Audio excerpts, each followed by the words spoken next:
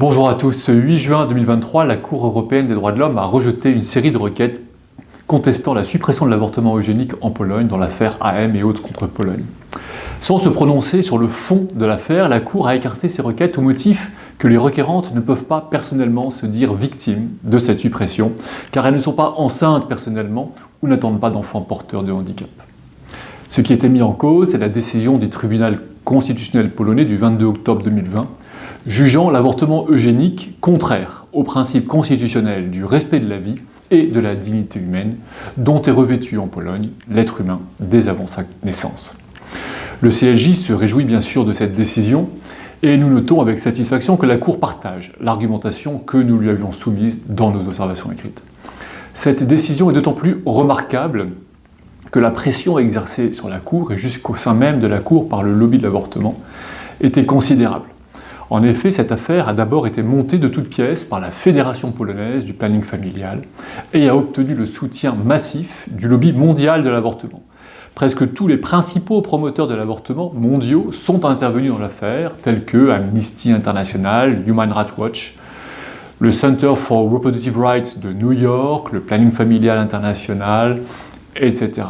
Même le groupe de travail des Nations Unies sur la discrimination à l'égard des femmes est intervenu au soutien de l'avortement eugénique, mais ce n'est pas une surprise lorsque l'on sait que sa présidente est une ancienne salariée du Center for Reproductive Rights. De même, la commissaire aux droits de l'homme du Conseil de l'Europe est aussi intervenue, mais encore une fois, ce n'est pas une surprise car elle s'est appuyée sur un rapport de 2017 rédigé toujours par ce même Center for Reproductive Rights. La Fédération internationale des gynécologues et obstétriciens est aussi intervenue dans cette affaire. Tous ont plaidé pour que la CEDH impose en Europe un nouveau droit à l'avortement eugénique, à l'avortement des enfants handicapés, en particulier trisomiques. Face à ce lobbying pro-avortement intense, le CLJ a reçu le soutien de personnalités éminentes qui ont co-signé nos observations écrites.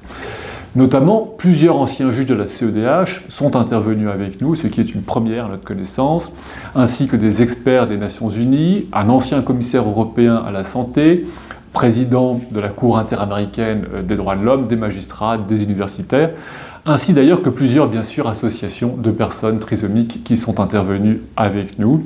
Des jeunes femmes également trisomiques ont soutenu notre démarche et ont adressé même des vidéos aux juges pour leur demander de reconnaître et de défendre leur droit à la vie, à l'encontre notamment des discriminations à l'encontre des personnes handicapées et porteuses de trisomie. Elles peuvent donc avec nous se réjouir de cette victoire. Malgré tous leurs efforts et leur prestige, leur pouvoir, les groupes pro-avortement ne sont pas parvenus aujourd'hui à convaincre la Cour.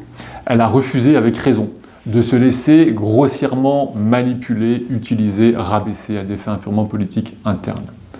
Par le passé, la Cour n'avait pas toujours eu la même prudence, jugeant recevables plusieurs affaires similaires introduites contre l'Irlande et la Pologne, notamment par ce même Center for Reproductive Rights. Donc si cette décision est une défaite importante du lobby de l'avortement, elle n'est pas pour autant une victoire définitive pour les défenseurs du respect de la vie des personnes handicapées. En effet, il est possible et il est même probable que la Cour ne fasse que reculer pour mieux sauter. Car une affaire plus dangereuse sur cette thématique est encore à venir et son jugement pourrait être rendu public prochainement. Il s'agit de l'affaire ML contre Pologne. Cette affaire concerne une femme polonaise qui estime avoir subi une forme de torture et une atteinte à sa vie privée pour avoir dû se rendre aux Pays-Bas et dépenser 1 220 € pour avorter son enfant trisomique au 7e mois de grossesse.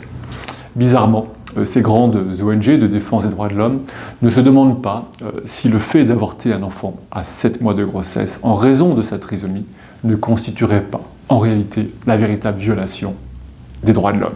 C'est ce que nous verrons dans ce prochain jugement qui sera rendu par la Cour dans cette affaire ML contre Pologne. Merci.